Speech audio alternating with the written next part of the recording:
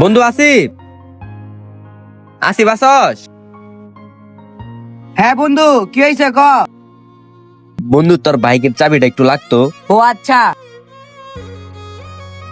এই নে ধর বন্ধু। আচ্ছা বন্ধু।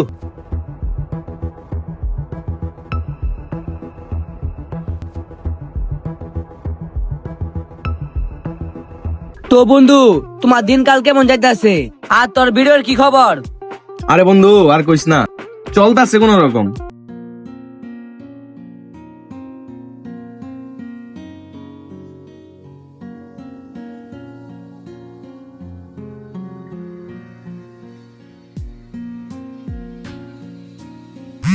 ও আচ্ছা,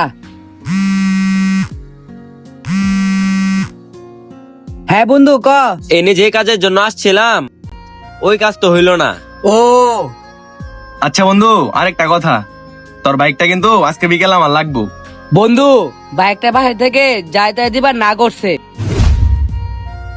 বুঝস নাই? কিছু মনে করিস না বন্ধু। বন্ধু তুই আরেক কিছুক্ষণ দাঁড়ায় থাক, কাজটা হয়ে যাবে। আচ্ছা ঠিক আছে বন্ধু।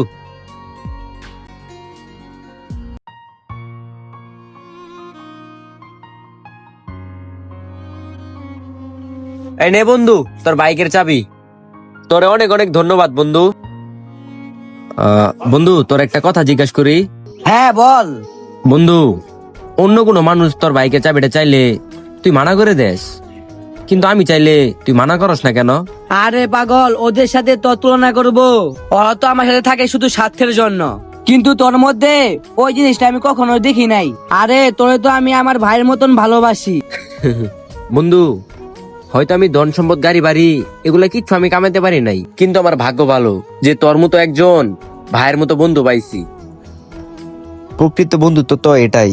আপনাদের জীবনেও যদি এমন ভাইয়ের মতো বন্ধু থেকে থাকে তাহলে অবশ্যই আপনারা কমেন্ট করে জানাবেন। সো ভিডিওটা দেখে আপনারা কে কি বুঝলেন অবশ্যই কমেন্ট করে জানাবেন, আর ভিডিওটি ভালো লাগলে অবশ্যই শেয়ার করে দিবেন। ধন্যবাদ।